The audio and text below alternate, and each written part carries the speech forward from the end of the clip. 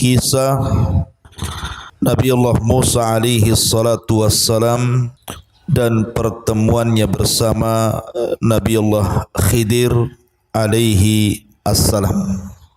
Kisah Musa dengan Khidir. Sebelum saya kisahkan kisah Nabi Musa dengan Khidir yang saya ambil dari surah Al-Kahfi, maka saya ingin jelaskan dulu siapa Khidir supaya nyambung kisahnya. Khidir alaihi salatu wassalam diperselisihkan para ulama apakah dia seorang nabi ataukah seorang wali ataukah seorang rasul. Kenapa diperselisihkan oleh para ulama tentang kenabiannya? Karena Al-Quranul Karim tidak secara jelas menyebutkan bahwa Khidir itu seorang nabi. Begitu juga hadis-hadis Nabi sallallahu alaihi wasallam. Sebab kalau seandainya Al-Quran dan Sunnah Nabi sallallahu alaihi wasallam menyebutkan Khidir adalah satu di antara nabi-nabi yang ma'ruf seperti 25 nabi dan rasul, tentu meragukan kenabian Khidir bisa kufur. Tetapi karena tidak ada nas yang sharih yang jelas dalam Al-Quran atau Sunnah Nabi sallallahu alaihi wasallam, dari sini terjadi perselisihan para ulama. Apakah dia seorang nabi, seorang rasul, ataukah hanya sekedar wali dari wali-wali Allah? Yang mengatakan bahawa Khidir seorang nabi, tentu seorang nabi memiliki mukjizat. Disebutkan di dalam Sahihain atau dalam Sahih Bukhari dari Abu Hurairah radhiyallahu an, innama sumiya al-Khadir li'annahu jalasa ala farwatin bayda fa idza hiya tahtazzu min khalfihi hadrah. Jadi Khidir ini atau Khadir ini, kalau dia lewat di sebuah tempat yang gersang, tempat yang tidak ada tumbuhan, gersang, kemudian Khadir lewat di situ, kemudian duduk di situ, hanya sekedar duduk di situ, maka bumi itu menjadi hijau. Karena Khadir itu memiliki mukjizat, maka disebut Khadir, menjadi hijau semuanya, menjadi tumbuhan yang tidak tumbuh itu menjadi tumbuh, makanya disebut Khadir. Bagi yang mengatakan bahwa Khadir adalah seorang nabi, berarti ini mukjizat. Mukjizat bagi Khadir bisa menghijaukan tempat yang gersang. Tapi bagi yang mengatakan dia bukan nabi tetapi dia wali, maka boleh jadi itu sebuah karamah. Karena keanehan di dunia ini berapa? Ada 3. Ada yang disebut dengan mukjizat, dan itu khusus para nabi dan rasul. Yang kedua, ada yang disebut dengan karamah, dan itu hanya dimiliki para wali-wali Allah. Dan yang ketiga, ada yang disebut dengan sihir, dan itu dimiliki para bomo, dukun, paranormal dan yang semisalnya. Inilah keanehan di dunia. Kalau tidak mukjizat, karamah. Kalau tidak karamah, sihir. Ya. Bagi yang mengatakan Khidir adalah nabi, berarti menghijaukan tempat gersang, mukjizat. Bagi yang mengatakan dia adalah wali, berarti itu sebuah karamah. Ada juga yang mengatakan bahwa ketika Nabi Musa alaihi salatu wassalam mendatangi Khidir, kemudian Nabi Musa mendapatkan banyak pelajaran dari Khidir. Kemudian Khidir menjelaskan kepada Musa bahwa apa yang dilakukannya ini bukan semata-mata dari dia, akan tetapi ini semua datang dari Allah Subhanahu wa taala. Jadi perintah membocorkan perahu, perintah membunuh anak kecil, perintah memperbaiki rumah rusa, itu semua perintah Allah. Menunjukkan bahawa Khidir ini bukan pandai-pandai dia mengajarkan Musa seperti itu, tetapi layaknya para nabi yang lainnya mendapatkan wahyu dari Allah Subhanahu wa taala. Nanti kita akan jelaskan kisahnya dan akan sampai kepada pembahasan yang kita akan bahas di pagi hari ini, kisah Khidir bersama Nabi Musa alaihi salatu wassalam. Kemudian juga tentang masalah Khidir, apakah dia masih hidup sampai hari ini ataukah Khidir itu sudah meninggal dunia. Jadi perselisihannya apakah Khidir masih hidup sampai hari ini ataukah dia sudah meninggal dunia. Ada yang mengatakan bahawa Khidir ini masih hidup sampai sekarang. Ada yang mengatakan Khidir itu salah satu di antara orang-orang yang dipanjangkan usianya oleh Allah Subhanahu wa taala sehingga diberikan usia sampai mendekati kiamat. Akan tetapi dalil-dalil tentang hidupnya Khidir sampai sekarang tidak ada yang sahih, tidak ada yang sahih. Dan pendapat yang kuat bahwa Khidir itu sama dengan kita manusia biasa. Dia seorang nabi dan dia juga sudah wafat. Di antaranya adalah satu riwayat Bukhari. Jadi Imam Bukhari rahimahullahu taala pernah ditanya tentang Khidir, apakah Khidir itu masih hidup atau sudah mati? Maka Imam Bukhari rahimahullahu taala menukilkan sebuah sabda Nabi sallallahu alaihi wasallam, la yabqa ala ra'si mi'ati sanatin mimman huwal yawma ala dhahril ardi ahadun. Kata Nabi sallallahu alaihi wasallam, tidak mungkin seseorang itu hidup di atas 100 tahun sampai hari ini kecuali dia mati.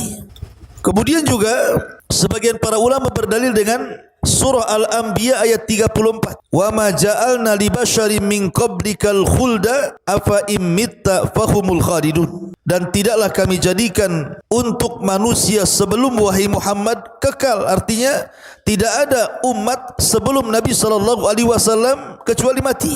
Kami tidak menjadikan manusia sebelummu itu kekal wahai Muhammad. Fa imitta fahumul khalidun. Jika engkau mati kemudian mereka kekal, tidak ada. Semua sudah mati. Dari sini menunjukkan kata Abul Farraj Ibnul Jauzi rahimahullahu taala menunjukkan bahawa Khidir itu sudah meninggal dunia. Kemudian juga Syekhul Islam Ibn Taimiyah rahimahullahu taala, Syekhul Islam Ibn Taimiyah rahimahullahu taala mengatakan, "Lau kana al-Khadiru hayyan la wajaba alaihi an ya'tiya an-nabiy sallallahu alaihi wasallam wa yujahidu baina yadayhi wa yata'allamu minhu. Wa qad kana an-nabiy sallallahu alaihi wasallam yawma badrin qala Allahumma in tahlik hadhihi al-isabah la tu'bad fil ardi abada." Kata Syekhul Islam Ibn Taimiyah rahimahullahu taala, kalau seandainya Nabi Khidir itu hidup sampai hari ini, maka Khidir wajib mendatangi Nabi sallallahu alaihi wasallam, berjihad bersama Rasul, belajar kepada Rasul sallallahu alaihi wasallam, karena Rasul pernah mengalami kesulitan di perang Badar. Ketika Nabi sallallahu alaihi wasallam keesokan harinya mau perang Badar, dia takut kekalahan. Makanya Rasul berdoa, ya Allah, kalau kau hancurkan kelompok yang sedikit ini, yang jumlahnya hanya 314 orang itu, engkau tidak akan ada yang menyembah lagi. Kata Syekhul Islam Ibn Taimiyah rahimahullahu taala, dia mengatakan, kalau seandainya Khidir hidup, kenapa tidak hadir di perang Badar? Kenapa tidak hadir? Masa membiarkan Nabi SAW kemudian harus berjihad sendirian padahal ada Khidir gitu ya. Dari sini menunjukkan bahawa Khidir sudah meninggal dunia dan tidak ada cerita Khidir masih hidup. Dan kalaulah kita katakan Khidir masih hidup, anggaplah Khidir masih hidup, maka tidak ada keleluasaan bagi Khidir kecuali harus mengikuti Nabi SAW. Makanya Rasul mengatakan, wallahi law kana Musa hayyan ma wasi'ahu illa an yattabi'ani. Kalau seandainya Musa, nabi yang lebih afdal daripada Khidir itu hidup, tentu tidak ada keleluasaan Musa kecuali dia harus mengikuti diriku. Hadis ini dikeluarkan Imam Ahmad dalam musnadnya. Taib, ini sekilas tentang Khidir. Kita masuk pada ayat surah Al-Kahfi. Allah Subhanahu wa taala berfirman, Wa idh qala Musa li fatahu la abrahu hatta ablugha majma'al bahraini au amdiya huquba. Coba perhatikan, jangan ribut. Dan ingatlah ketika Musa berkata kepada pembantunya. Siapa pembantunya di sini maksudnya? Maksudnya Nabiullah Yusa ibn Nun. Jadi Nabi Musa alaihi salatu wassalam berdua bersama siapa? Yusa ibn Nun. Sama dengan Nabi SAW ketika berdakwah dari Mekah ke Taif berdua bersama siapa? Zaid ibnul Harithah. Maka begitu juga Musa alaihi salatu wassalam ditemani oleh pembantunya namanya Yusa ibn Nun. Lah Yusa ibn Nun ini yang kelak akan meneruskan perjuangan Nabi Musa. Jadi ketika Nabi Musa alaihi salatu wassalam meninggal dunia di bumi linglung atau Ardut Tih itu, maka yang meneruskan perjuangan Musa itu adalah pembantunya Yusa ibn Nun yang memimpin jihad, yang kemudian mengambil Baitul Maqdis dan menempatkan Bani Israel di situ. Dan dia diberikan mukjizat mampu menahan matahari untuk tidak tenggelam saat perang. Itulah Yusa ibn Nun. Dan ingatlah ketika Musa berkata kepada pembantunya Yusa ibn Nun, aku tidak akan berhenti berjalan sebelum sampai ke pertemuan dua lautan, atau aku akan berjalan terus sampai bertahun-tahun.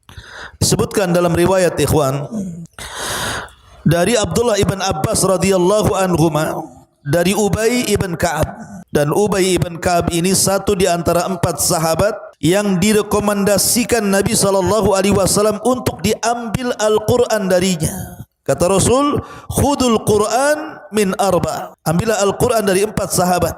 Salah satunya adalah Ubay ibn Ka'ab. Jadi Ubay ibn Ka'ab ini menceritakan tentang kisah Nabi Musa alaihi salatu wassalam yang ia dengar dari Nabi sallallahu alaihi wasallam. Jadi suatu ketika kata Nabi sallallahu alaihi wasallam, Musa itu pernah berkhutbah di hadapan Bani Israel. Setelah berkhutbah, tiba-tiba berdiri seorang laki-laki dan mengatakan, "Ya Musa, ya Nabi Allah, apakah ada orang yang lebih berilmu dibandingkan dirimu? Apakah di sana ada orang yang lebih berilmu dibandingkan dirimu?" Manusiawi, Musa itu bukan malaikat. Ya. Dia pun kemudian muncul sifat kemanusiaannya dan mengatakan tidak ada orang yang lebih alim dibandingkan diriku. Dan dia lupa mengucapkan insya Allah. Lupa mengucapkan insya Allah. Harusnya insya Allah tidak ada kan gitu ya, kecuali aku gitu. Tapi Musa alaihi salatu wassalam menasabkan kepada dirinya seolah-olah ada kesombongan di sini. Ma'asyiral muslimin yang dimuliakan Allah Azza wa Jalla. Ataupun Musa alaihi salatu wassalam lupa untuk menasabkan ilmu kepada Allah Azza wa Jalla. Makanya dari sini kemudian Allah Subhanahu wa taala memberikan pelajaran kepada Musa alaihi salatu wassalam seolah-olah Allah ingin katakan, "Hei Musa, jangan berkata seperti itu. Karena di sana ada orang yang memiliki ilmu yang engkau tidak punya." Maksudnya diisyaratkan kepada Nabi Allah Khidir alaihi salatu wassalam. Maka sebagai bentuk hukumannya, karena engkau sudah mengatakan seperti itu, maka engkau harus rihlah untuk talabul ilmi, cari orang namanya Khidir dan tempatnya di antara pertemuan dua lautan. Subhanallah. Suruh nyari alamat tak jelas. Sekarang kan enak tuh pakai Google Map, ya kan? Kalau ini kan enggak jelas alamatnya, pokoknya ada pertemuan dua lautan, kau di situ akan dapatkan Khidir. Enggak jelas RT-nya berapa, RW-nya berapa, kelurahan berapa, kecamatan mana, enggak jelas. Ya. Pokoknya pertemuan dua lautan, carilah pertemuan dua lautan itu, kau akan dapat Khidir di situ katanya. Subhanallah ikhwan, ini rihlah perjalanan yang enggak jelas alamatnya. Makanya Musa alaihi salatu wassalam dia mengatakan dalam surah Al-Kahfi ini, au amdiya hukuba, atau aku akan berjalan terus bertahun-tahun sampai berjumpa dengan Khidir itu. Ini namanya azam yang kuat bagi talabul ilmi. Dan begitulah para ulama mengajarkan kepada kita adanya rihlah, adanya safar untuk talabul ilmi, sebagaimana Jabir bin Abdullah radhiyallahu an harus safar dari Madinah menuju Syam menemui Abdullah ibn Unais hanya ingin mendapatkan satu buah hadis Nabi sallallahu alaihi wasallam. Begitulah para ulama dulu ketika mencari ilmu. Maka Musa mengajarkan kepada kita untuk rihlah li talabul ilmi. Dan Nabi SAW bersabda, "Man salaka tariqan yaltamisu fihi ilma, sahhalallahu bihi tariqan ilal jannah." Barang siapa yang berjalan mencari ilmu agama, maka Allah permudah langkahnya menuju surga. Kemudian Allah mengatakan, "Falamma balagha majma'a bainihima nasyahutahuma fattakhadha sabilahu fil bahri saraba." Maka ketika mereka sampai ke pertemuan dua lautan itu, mereka lupa ikannya. Lalu ikan itu melompat mengambil jalannya menuju lautan. Begini ikhwan, ketika Allah Subhanahu wa taala memerintahkan Musa untuk mencari Khidir, kemudian alamatnya hanya di pertemuan dua lautan itu. Allah hanya memberikan alamat. Dengan cara apa? Bawalah ikan, karena bagaimanapun Bani Israel itu kan pernah tinggal di Mesir. Dan orang Mesir itu suka menjala ikan. Mereka para nelayan. Sehingga kemudian mereka terbiasa makan ikan.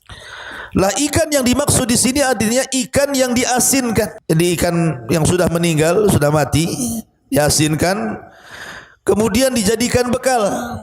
Allah mengatakan kepada Musa, nanti kalau engkau sudah sampai di pertemuan dua lautan, ikan itu akan hidup, kemudian loncat di situ, kemudian akan memberikan petunjuk jalan di mana Khidir ada. Itu tandanya.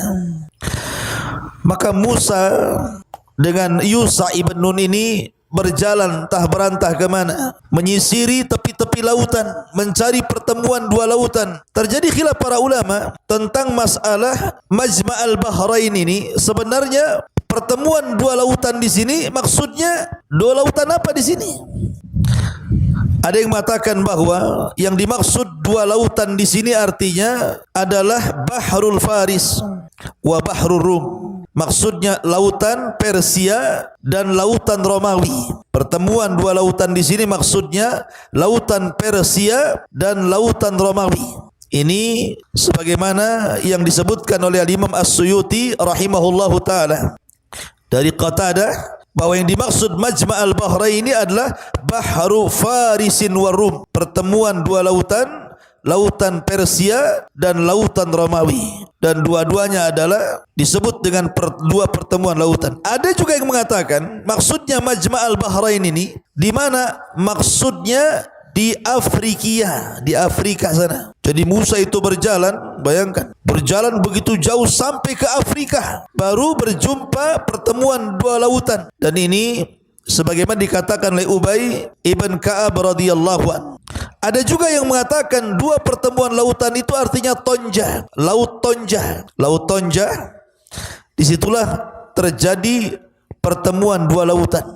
Tapi ada juga yang mengatakan sebenarnya tidak jauh-jauh daripada Bukit Tursina, Bukit Saina, masih daerah-daerah Mesir juga. Ya. Tetapi ini sekali lagi bahwa tidak ada nas yang jelas dua lautan ini di mana, karena Al-Quran tidak menyebutkan tempatnya, hanya menyebutkan posisinya di antara pertemuan dua lautan. Adapun di mananya entah berantah. Cuman di sini para ulama hanya kemudian berusaha untuk menggali situs sejarah sehingga muncul tadi Laut Persia dan Romawi. Ada yang mengatakan Laut Afrika, ada yang mengatakan Laut Tonja. Wallahu a'lam. Ya. Ma'asyiral muslimin yang dimuliakan Allah Subhanahu wa taala. Kemudian ketika tanpa sadar sudah lama mereka berjalan, rupanya sampai di pertemuan dua lautan itu. Tapi keduanya tidak sadar. Keduanya tidak sadar. Makanya Allah mengatakan falamma jawaza qala li fatahu atina ghada'ana laqad laqina min safarina hadza nasaba. Jadi sebenarnya ketika istirahat itu di sebuah batu sedang tidur antara Yusha dan juga Musa alaihi salatu wassalam. Yusha ini melihat rupanya ikan asinnya itu, ikan yang dibawanya itu hidup di keranjangnya itu. Tiba-tiba loncat. Ketika dia loncat ke air, kemudian ikan ini tiba-tiba berjalan. Yusha ini mengikuti ikan itu dari belakang. Ini ikan mau kemana ini? Dan Yusa terngiang dengan perkataan Musa bahwa kalau ikan itu hidup kemudian nyemplung ke air, berarti di situ tempatnya. Tetapi Yusa ibn Nun lupa ketika Musa sudah terbangun, lupa mau nyampaikan. Malah kemudian berjalan lagi menjauhi tempat itu, padahal sudah benar tempatnya itu. Akhirnya ketika sudah jauh dari tempat yang dituju, Allah Subhanahu wa taala berfirman, maka ketika mereka telah melewati tempat itu, Musa berkata kepada pembantunya, bawakan kemari makanan kita, sungguh kita telah merasa letih karena perjalanan kita ini. Manusiawi, Musa bukan malaikat, dia perlu makan, perlu minum, lapar karena sudah berjalan jauh. Kemudian Allah mengatakan, qala ara'aita idh awayna ila as-sahra fa inni nasitul hut wa ma ansanihu illa syaitan an adhkurahu wattakhadha sabilahu fil bahri ajaba. Dia pembantunya menjawab, maksudnya Yusa ibn Nun mengatakan, tahukah engkau wahai Musa, ketika kita mencari tempat berlindung di sebuah batu tadi, kita istirahat tadi di antara dua pertemuan itu, lautan itu, maka aku lupa menceritakan tentang ikan itu, bahwa ikan itu hidup kemudian loncat. Aku lupa, betul-betul aku lupa menceritakan itu. Dan tidak ada yang membuat aku lupa untuk mengingatnya kecuali syaitan. Karena syaitan itu selalu menggoda manusia untuk menyesatkan. Jadi Yusuf tergoda oleh syaitan sehingga lupa menceritakan kepada Musa alaihi salatu wassalam. Makanya Nabi SAW bersabda, bagaimana orang yang solat diganggu syaitan kan? Di mana ketika sebelum solat dia cari-cari barang gitu kan, lupa dia, sengaja dilupakan syaitan. Kemudian ketika solat syaitan ngasih tahu, oh barang yang kau cari ada di lemari loh. Oh iya, baru ingat, Allahu Akbar, lah iya dompet saya kok di situ katanya. Ya, dibuat kemudian kita ini was-was dalam solat gitu ya. Maka kata Yusa ibn Nun alaihi salatu wassalam, dan ikan itu mengambil jalannya menuju lautan dengan cara yang aneh sekali. Kata Musa, kenapa kau baru cerita? Ma'asyiral muslimin yang dimuliakan Allah Subhanahu wa taala. Makanya Musa mengatakan, qala dzalika ma kunna nabqi fartadda ala atharihi maqasasa. Kata Musa, lah itu kan tempat yang kita cari selama ini, pertemuan dua lautan, dan ketika sudah sampai di situ maka Allah akan hidupkan ikan kemudian loncat, lalu keduanya kembali ke jalan semula mengikuti jejak-jejak jalan supaya tidak sesat kembali, balik lagi ke tempat istirahat pertama. Akhirnya ketika sudah kembali ke tempat istirahat pertama, Musa mulai mencari-cari Khidir di situ. Jalan ke barat, ke timur, ke utara, ke selatan gitu ya. Akhirnya Allah takdirkan Musa pun berjumpa dengan seseorang. Dialah Khidir alaihi salatu wassalam. Fawajada abdan min ibadina atainahu rahmatan min indina wa allamnahu min ladunna ilma. Lalu mereka berdua bertemu dengan seorang hamba, maksudnya Khidir, di antara hamba-hamba kami yang telah kami berikan rahmat kepadanya dari sisi kami dan yang telah kami ajarkan ilmu kepadanya dari sisi kami. Lihat, Allah dahulukan rahmat dibandingkan ilmu, menunjukkan bahwa kasih sayang itu penting ya. Sebelum seseorang itu belajar, karena ini adab ya. Ma'asyiral muslimin yang dimuliakan Allah Azza wa Jalla, ikhwan akhwat yang dimuliakan Allah Azza wa Jalla. Jadi ketika Musa berjumpa dengan seseorang yang sedang duduk di atas batu, maka Musa alaihi salatu wassalam mengatakan assalamualaikum, mengucapkan salam. Tiba-tiba Khidir seolah-olah sudah kenal, wa alaikumussalam. Man an, siapa kamu? Nabi Musa mengatakan ana Musa. Kata Khidir, Musa Bani Israel? Katanya, apakah Musa nabinya Bani Israel? Kata Musa, ya. Apa tujuanmu? Maka Musa alaihi salatu wassalam mengatakan, qala lahu Musa, hal attabi'uka ala an tu'allimani mimma ullimta rusyda. Musa berkata kepada Khidir, bolehkah aku mengikutimu agar engkau mengajarkan kepadaku ilmu yang benar yang telah diajarkan kepadamu untuk menjadi sebuah petunjuk? Lihat tawadhunya Khidir, minta diajari. Makanya kisah tentang Musa dan Khidir ini sebelumnya bicara tentang kesombongan iblis. Kalau antum baca surah Al-Kahfi, sebelum menceritakan tentang Khidir, ayat sebelumnya itu bicara tentang kesombongan iblis. Ketika iblis tidak mau sujud kepada Adam alaihi salatu wassalam, dan Allah katakan aba wastakbara wa kana minal kafirin. Dia enggan, dia sombong, dia termasuk orang kafir. Pada sudah jelas-jelas Adam itu dilebihkan dari iblis dengan ilmu. Makanya Musa alaihi salatu wassalam dengan tawadhu'nya, rendah hatinya, dia mengatakan kepada Khidir, bolehkah aku mengikutimu agar engkau mengajarkan kepadaku ilmu yang benar yang telah diajarkan kepadamu untuk dijadikan petunjuk. Tapi Khidir mengatakan, qala innaka lan tastati' ma'iya sabra. Kalau engkau ingin jadi muridku, seolah-olah mengatakan seperti itu, engkau tidak akan sanggup sabar kayaknya. Engkau enggak akan sabar.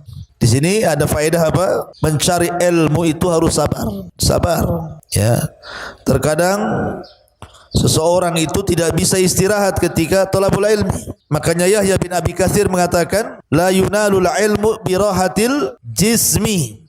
Ilmu itu tidak diraih dengan istirahatnya badan. Harus lelah, harus capek. Kadang kurang tidur, kadang ngantuk gitu kan. Ya kalau tidur terus ya pulang saja, enggak usah ngaji. Ya, siapa yang tidur? Bangunkan yang tidur. Tolong keluar berjemur di situ yang tidur ya. Kalau tidur, saya lihat tidur, saya suruh berjemur di situ, di tempat dak-dakan situ. Mumpung lagi hujan. Ya.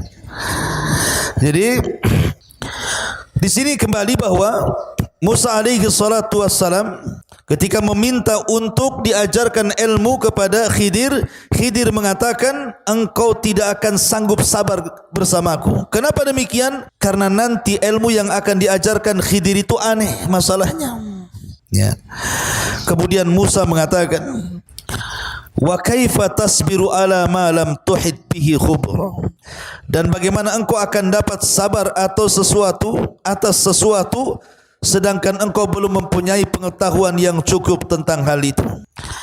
Qala satajiduni insyaallahu sabira wala a'siyalaka amra. Musa berjanji di sini kepada Khidir, insyaallah engkau akan dapati aku termasuk orang yang sabar dan aku tidak akan menentangmu dalam urusan apapun. Musa janji nih, saya akan sabar. Apapun yang kau ajarkan saya akan tidak akan tentang. Karena Musa betul-betul ingin mencari ilmu masalahnya. Ya. Maka Allah Subhanahu wa taala melanjutkan firman-Nya. Qala fa inittaba'tani fala tas'alni an syai'in hatta uhditsa laka minhu dzikra. Ini syaratnya. Khidir memberikan syarat kepada Musa. Jika engkau mengikutiku wahai Musa, maka janganlah engkau menanyakan kepadaku tentang sesuatu apapun. Kalau aku ajarkan sesuatu kepadamu, jangan tanya kenapa dan kenapa. Pokoknya lihat saja, ambil ilmunya sampai aku menerangkannya. Ini penting adab seorang yang menuntut ilmu, ikhwan. Ya. Ma'asyiral muslimin yang dimuliakan Allah Azza wa Jalla. Fantalaqa hatta idza raqiba fis safinati kharaqaha. Qala akharaqtaha litughriqa ahlaha laqad ji'ta syai'an nukrah. Ini pelajaran pertama ini. Jadi Nabi Musa alaihi salatu wassalam diajak safar oleh Khidir, kemudian naik perahu. Di dalam perahu itu ada 8 orang, berarti 10 orang dengan Musa dan Khidir. 8 orang yang di atas perahu itu semua orang-orang miskin, orang-orang fakir. Ya. Satu perahu dengan Nabi Musa alaihi salatu wassalam dan dengan Khidir alaihi salatu wassalam, karena Yusa sudah pulang. Yang jelas Musa sudah berjumpa dengan Khidir, tugas dia selesai mengantarkan, Yusa pulang. Dan ingat ikhwan, sebenarnya secara keutamaan Musa itu jauh lebih utama dibandingkan Khidir. Kenapa? Karena Musa seorang nabi, Musa seorang rasul, Musa kalimullah, dan dia adalah nabi dari nabi-nabi yang masyhur dari nabi Bani Israel. Adapun Khidir diperselisihkan kenabiannya, apalagi kerasulannya, dan dia bukan kalimullah. Ya. Tetapi walaupun demikian, mencari ilmu itu tak pandang bulu, mau kepada orang yang di atas kita, mau kepada orang yang di bawah kita, atau mau kepada orang yang setara dengan kita. Maka Musa alaihi salatu wassalam beriktikad untuk belajar kepada Khidir mencari manfaat dunia dan akhirat. Lah pelajaran yang pertama ketika Musa dengan Khidir itu masuk ke dalam perahu ini kan berjalan sampai ke tujuannya. Di dalamnya banyak orang-orang fuqara wal masakin, termasuk yang punya perahu juga fakir. Tiba-tiba setelah perahu itu nyandar, sudah sampai di tujuan, Musa pula ambil martil. Tahu martil? Martil itu palu untuk mentung yang ngantuk biasanya. Ya. Jadi tahu-tahu martil ini dipukulkan ke perahu itu, bolong perahu itu. Namanya perahu bolong, keluar air dalam perahu itu, naik air itu. Akhirnya orang-orang pun langsung turun, tenggelamlah perahu itu. Bayangkan secara logika, ketika keduanya naik perahu, sudah digratiskan yang punya perahu, diantarkan ke tujuannya, sampai di tujuannya dirusak pula perahunya. Ini ilmu apa ini? Ya. Lah Nabi Musa alaihi salatu wassalam ini disebutkan dalam Al-Quran, maka berjalanlah keduanya, Musa dengan Khadir, sehingga ketika keduanya menaiki perahu, lalu dia melubanginya. Dia pun Musa berkata, mengapa engkau melubangi perahu itu? Apakah untuk menenggelamkan penumpangnya? Sungguh engkau telah berbuat sesuatu kesalahan besar. Musa marah karena Musa ini tidak bisa diam untuk melihat kemungkaran masalahnya. Di masa mudanya saja dia ketika dia berjalan malam-malam di gang-gang di Mesir, ada anak muda kelahi, yang satu dari Bani Israel, yang satu dari kaum Kiptinya Firaun. Kelahi, langsung oleh Musa dilerai, jangan kelahi kalian. Kemudian ketika anak muda dari kaum Kipti mau nonjok Nabi Musa, oleh Musa ditangkis, hanya ditangkis seperti ini saja, kemudian terjungkal, mati dia. Coba bayangkan, belum dipukul baru ditangkis dah mati. Menunjukkan bahwa Musa ini kuat kan gitu, bukan tenaga dalam, bukan. Ya. Musa seorang nabi kuat, artinya Musa itu tidak tahan melihat kemungkaran gitu. Dan banyak kisah-kisah Musa ketika Musa pulang dapat Taurat saja, papan Taurat, melihat Bani Israel murtad menyembah patungnya Samiri, langsung dilempar tuh papannya, ngamuk dia sama Harun. Ya.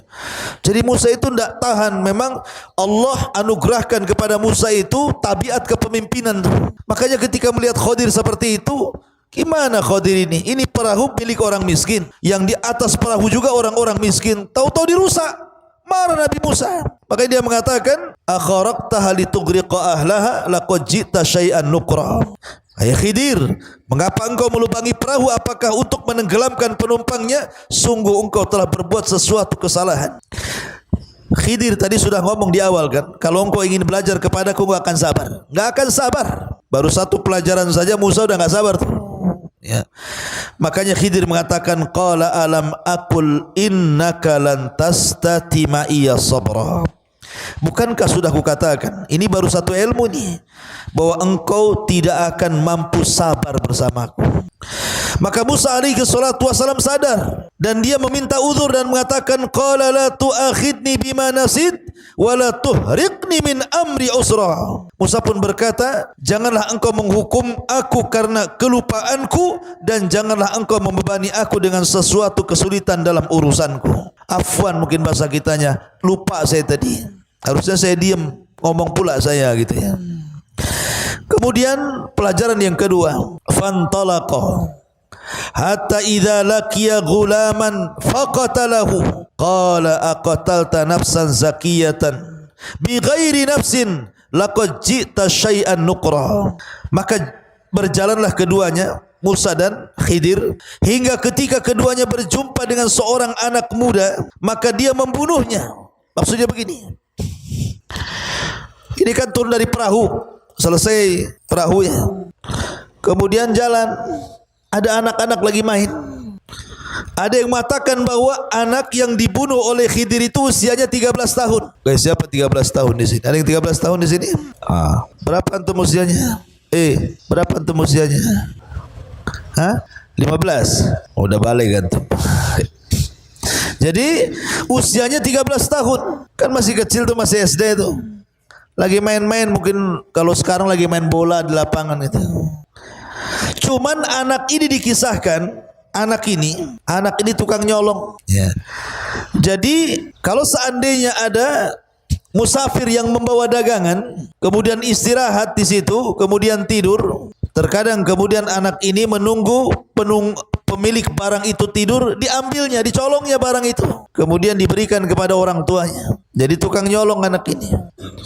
Dan apabila ketahuan gitu kan, maka orang tuanya membela bahwa anaknya tidak melakukan seperti itu demi melindungi anaknya. Rupanya anak ini semakin besar, semakin menyulitkan orang tuanya, semakin besar durhaka, dan itu digambarkan kepada Khidir. Makanya kemudian ketika melihat ada anak-anak yang sedang bermain, Khidir pun mendekati satu di antara anak yang bermain itu, langsung kemudian digeret, dibawa, disembelih, dipotong kepala dari badannya. Musa melihat ini kaget, kenapa pula dia bunuh orang? Disembelih lagi, dipatahkan lagi kepala dengan badannya. Makanya kemudian digambarkan di sini, maka berjalanlah keduanya hingga ketika keduanya berjumpa dengan seorang anak, maka Khidir pun membunuhnya. Musa mengatakan, mengapa engkau bunuh jiwa yang bersih, bukan karena dia membunuh orang lain? Sungguh engkau telah melakukan sesuatu yang sangat mungkar, katanya. Lihat, ini pelajaran apa ini, bunuh-bunuh orang ini? Pelajaran kok bunuh-bunuh orang? Makanya Musa emosi lagi. Ini enggak benar ini, kau ini sudah buat mungkar nih. Tetapi Khidir mengatakan, qala alam aqul laka innaka lan tastati ma iya sabra. Bukankah sudah aku katakan, ini baru 2 pelajaran kau enggak sabar kan? Ya mau sabar gimana? Ini aneh ilmunya. Satu bolongi kapal, satu menggal orang, gitu. Gimana enggak sabar? Ya. Ini pelajaran apa ini? Coba kalau antum belajar sama saya, toto saya bocori kapal, kemudian saya nyembeli orang, ustaz apa ini, katanya. Cari pesantren lain aja lah kan begitu. Jadi akhirnya Khidir mengingatkan, sudah kukatakan kau tidak akan sabar. Maka Musa alaihi salatu wassalam Khidir mengatakan, qala in sa'altuka an syai'in ba'daha fala tusahibni qad balagta min ladunni udra. Maka Musa pun mengatakan, jika aku bertanya kepadamu tentang sesuatu setelah ini, maka janganlah engkau bolehkan aku menyertaimu sehingga cukup pertemuanku sampai di sini dan engkau bersabar menerima alasan dariku. Maksudnya begini, kata Musa, ya sudahlah, ini terakhir. Kalau nanti aku tanya lagi, aku mengatakan apa lagi tentang dirimu, sudah, saya tidak akan ikut lagi dengan kamu. Tapi tolong ya, jangan sampai kemudian kau usir aku. Beri kesempatan lagi. Maka Khidir pun berikan kesempatan. Kemudian Khidir mengajarkan pelajaran yang ketiga. Fantalaqa hatta idza ataya ahla qaryatin istat'ama ahlaha fa abau an yudayyifuhuma fawajada fiha jidaran yuridu an yanqad fa aqama qala law syi'ta latakhadta alaihi ajra. Maka keduanya berjalan hingga ketika keduanya sampai kepada penduduk sebuah negeri. Mereka berdua meminta dijamu oleh penduduknya, tetapi mereka penduduk negeri itu tidak mau menjamu mereka. Kemudian keduanya mendapatkan dinding rumah yang hampir roboh, lalu dia menegakkannya. Musa pun berkata, jika engkau mau, niscaya engkau dapat meminta imbalan untuk itu. Maksudnya begini, ini kan Musa dengan Khidir ini kan berjalan terus, lelah, capek, akhirnya habis bekalnya. Kan habis bekal, perlu makan, perlu minum, manusia. Akhirnya datang ke sebuah desa, minta dijamu, minta makan, ya. Dan dibolehkan seseorang meminta-minta dalam kondisi safar. Walaupun dia kaya, umpamanya ada orang kaya, safar, dompetnya hilang, sehingga dia harus makan. Boleh orang ini meminta-minta, hanya sebatas kebutuhannya. Jadi ketika lapar masuk ke sebuah desa, rupanya satu desa itu bakhil. Namanya desa bakhil. Satu desa itu bakhil, medit, kikir. Ada ya satu desa kikir ya. Kemudian masuk ke desa lain, kikir lagi. Ini desa ini kikir semua nih. Ya. Akhirnya Musa dan Khidir pun keluar dari desa itu, mencari desa-desa yang lainnya lagi yang bisa atau tidak ada kebakhilan sehingga bisa menjamu keduanya. Rupanya di perbatasan desa ada rumah mau roboh. Rumah itu mau roboh sudah. Maka Musa diberhentikan oleh Khidir. Bentar. Malam ini kita harus memperbaiki rumah ini. Kata Musa, kenapa? Ini rumah mau roboh masalahnya. Akhirnya diperbaiki rumah itu sampai selesai, sampai cantik. Kata Musa, ya Khidir, kita ini lagi lapar. Harusnya kalau engkau ingin memperbaiki, ingin jadi tukang bangunan, cari orang yang jelas pemiliknya supaya dapat upahnya bisa untuk makan. Ini rumah kosong, enggak tahu siapa penghuninya, main benerin saja kan gitu ya. Maka ini kalau sudah, ini tanyakan 3 kali ya kan, sudah janji kalau sampai aku mempertanyakan sesuatu, sudahlah sampai di sini, kata Musa kan. Dia ada janji begitu masalahnya. Maka Khidir berkata, qala hadza firaq baini wa bainak, saunabbiuka bi ta'wili ma lam tasti alaihi sabra. Inilah perpisahan antara engkau dengan aku. Aku akan memberikan penjelasan kepadamu atas perbuatan yang kau tidak sabar melihatnya. Sebelum saya berpisah, saya akan jelaskan ya. Kenapa saya bolongi kapal? Kenapa saya bunuh anak? Kenapa kita memperbaiki bangunan yang mau roboh ini? Maka Khidir pun menjelaskan. Pertama, kenapa membolongi kapal? Amma safinatu fakanat limiskin ya'maluna fil bahri fa'aradtu an a'ibaha wa kana wara'ahu malikun ya'khudhu kulla safinatin ghasba. Siapa yang ngantuk tuh? Antum tidur enggak? Oh tidur antum, saya suruh berdiri sana. Ya. Saya tidak mau dalam pengajian ada yang ngantuk sini. Makanya kalau ngantuk cepat ambil wudu. Ada setannya antum ataupun diruqyah. Ya. Taib. Jadi di sini saya ulangi. Adapun perahu itu adalah milik orang miskin yang bekerja di laut. Aku bermaksud merusaknya karena di hadapan mereka ada raja yang sangat zalim yang akan merampas setiap perahu yang bagus. Jadi kenapa Khidir membolongi perahu, ikhwan? Di situ itu ada raja zalim, penguasa zalim. Kalau melihat ada perahu bagus, pasti akan diambilnya, dikuasainya dan dimilikinya. Ya. Makanya oleh Nabi Musa alaihi salatu wasallam dirusak perahu itu. Bukan sama sekali tidak bisa nanti dipakai lagi, tidak, hanya dibocori saja supaya perahunya tenggelam. Nampak itu perahu tenggelam kan orang tidak suka, ini perahu rusak kan gitu. Tapi seandainya perahu itu mau diperbaiki bisa, karena tinggal ditambal saja yang bolong tadi, supaya menghindari kezaliman raja. Karena kasihan, ini yang punya perahu orang miskin masalahnya. Ini takwil yang pertama.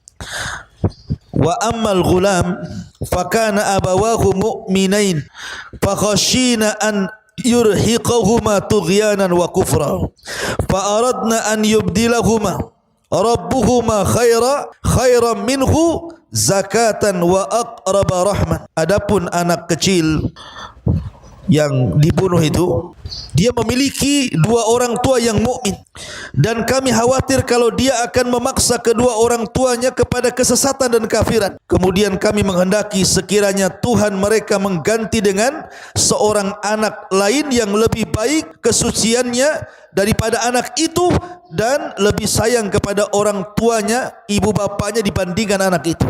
Kenapa Khidir mengatakan seperti itu? Karena sekali lagi Khidir ini diberikan wahyu di seorang nabi. Anak ini kalau besar, karena dari kecil sudah nyolong masalahnya, nanti kalau sudah besar takut jadi mafia pula, maka dibunuh.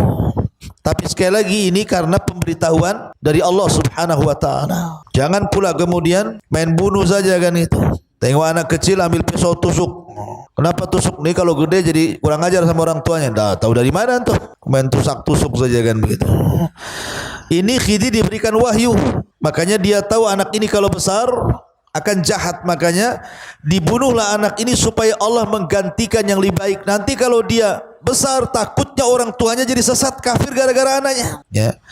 Kemudian yang terakhir, wa ammal jidar fakana li ghulamaini yatimaini fil madinati wa kana tahtahu kanzun lahuma wa kana abuhuma salihan fa arada rabbuka an yablugha ashuddahuma wastakhrija kanzahuma rahmatan min rabbika wa ma fa'altuhu an amri dzalika ta'wilu ma lam tasti alaihi sabra.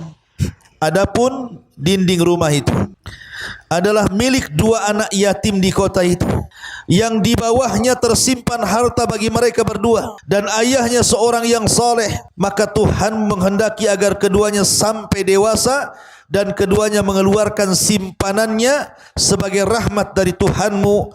Apa yang kuperbuat bukan menurut kemauanku. Dari sini menunjukkan bahwa Khidir bukan pandai-pandai, tidak. Karena Khidir mengatakan, apa yang kulakukan itu bukan kemauanku sendiri. Itulah keterangan perbuatan-perbuatan yang engkau tidak sabar terhadapnya. Jadi seolah-olah Khidir ingin mengatakan begini, kenapa kita memperbaiki rumah yang roboh? Rumah ini milik dua anak yatim dan tinggal di kota. Lah, bapak-bapaknya anak yatim ini orang baik. Maksudnya bukan bapak di atasnya. Ada yang mengatakan kakek buyutnya gitu ya. Itu ada turunan orang soleh dan soleha. Maka ini cucunya mewarisi kesolehannya kakek buyutnya ini. Sementara orang tuanya itu menyembunyikan warisan harta emas, perak atau apa namanya di dalam bangunan itu yang mau roboh itu. Ini kalau sampai bangunan roboh, kemudian nampak kemudian ada emas, ada perak, padahal itu adalah harta warisan anak yatim itu, nampak sama orang desa yang bakhil, tentu akan diambilnya. Maka kita lindungi dengan cara kita perbaiki, kita tutupi supaya harta itu jangan diketahui orang. Ini harta punya anak yatim, dulu kakek-kakeknya orang soleh. Pentingnya antum apa? Mencari jodoh yang soleh, dan akhwat juga mencari jodoh yang soleh, supaya kalau suami istri soleh dan soleha, nanti keturunannya walaupun kedua orang tuanya sudah meninggal dunia, maka anaknya akan dilindungi para malaikat. Lihat bagaimana di sini Allah melindungi dua anak yatim lewat Khidir alaihi salatu wassalam dalam perjalanan mencari ilmunya Musa alaihi salatu wassalam. Ini diantara cuplikan tentang kisah Khidir alaihi salatu wassalam di dalam Al-Quranul Karim, tepat pada surah Al-Kahfi. Ma'asyiral muslimin yang dimuliakan Allah subhanahu wa ta'ala, intinya bahwa pelajaran yang bisa kita petik dari kisah Musa alaihi salatu wassalam dan Khidir ini, pertama, pentingnya rihlah li talabul ilmi, pentingnya berjalan safar untuk menuntut ilmu. Makanya para ulama ketika membuat bab tentang rihlah li talabul ilmi, salah satu dalilnya adalah rihlahnya Musa kepada Khidir untuk talabul ilmi. Yang kedua, di sini kita diajarkan akhlak tawadhu. Walaupun Musa jauh lebih agung dibandingkan Khidir, maksudnya lebih alim, lebih soleh, pokoknya lebih lah dibandingkan Khidir, tetapi Musa alaihi salatu wassalam tawadhu, rendah diri, tetap dia menghormati orang yang di bawahnya, belajar dan mengambil ilmu daripada Khidir alaihi salatu wassalam. Karena bagaimanapun pengetahuan yang Allah subhanahu wa ta'ala berikan kepada kita itu tidak lebih daripada seekor burung yang mengambil air di lautan, maka ilmu yang ada pada diri kita itulah air yang diminum oleh burung itu, sementara ilmu Allah itu lautannya. Dan itu juga ada dalam kisah Khidir dengan Musa ketika naik perahu, sebelum perahunya dibolongi itu, di tengah jalan Musa ini diperlihatkan oleh Khidir burung. Kata Khidir, kau lihat burung itu wahai Musa. Burung ini terbang di lautan, kemudian sesekali kemudian ke dalam lautan, kemudian mengambil air, kemudian terbang lagi ke atas. Kata Khidir kepada Musa, tidaklah ilmuku dan ilmumu melainkan seperti air yang diambil burung itu, diambil paruh burung itu. Sementara lautan ini ilmu Allah. Karena di dunia ini ada dua perkara kalau dicari enggak akan kenyang. Satu harta, satu ilmu. Harta makin dicari makin tomah, makin miskin, kayaknya kurang terus. Ilmu kalau dicari makin bodoh kita ini, rupanya banyak pengetahuan yang belum dipelajari. Makanya pentingnya mencari ilmu itu tulus zaman, lamanya waktu, kata Imam Syafi'i rahimahullah ta'ala. Kemudian yang ketiga, di antara pelajaran dari kisah Khidir ini, ikhwatu fiddin yang dimuliakan Allah azza wa jalla, pentingnya sabar. Sabar di dalam menuntut ilmu, sabar di dalam mengamalkan ilmu, dan sabar di dalam mendakwahkan ilmu. Makanya sifat seorang talabul ilmi ada 4: ilmu, amal, dakwah, sabar. Ilmu, amal, dakwah, sabar. Dan itu tertuang dalam surah Al-Asr. Wal asri, demi masa, innal insana lafi khusrin. Manusia itu dalam kondisi merugi. Illal ladzina amanu, kecuali orang-orang yang beriman, maksudnya berilmu. Setelah itu wa amilu solihat, beramal soleh. Setelah itu berdakwah, wa tawasaw bil haq. Setelah itu sabar, wa tawasaw bis sabr. Ya. Kemudian yang terakhir, faedah dari kisah perjalanan Nabi Musa alaihi salatu wassalam dan Khidir ini, ikhwatu fiddin dimuliakan Allah azza wajal. Pentingnya seseorang mengucapkan insyaallah dalam setiap apa yang akan dilakukannya. Serahkan semua atas kehendak Allah. Karena Allah kalau seandainya kita berkehendak tetapi Allah tidak berkehendak, maka tidak mungkin terjadi. Tapi kalau seandainya Allah berkehendak walaupun kita tidak berkehendak, pasti terjadi. Maka siapapun yang mengucap insyaallah pasti wufik, akan diberikan taufik.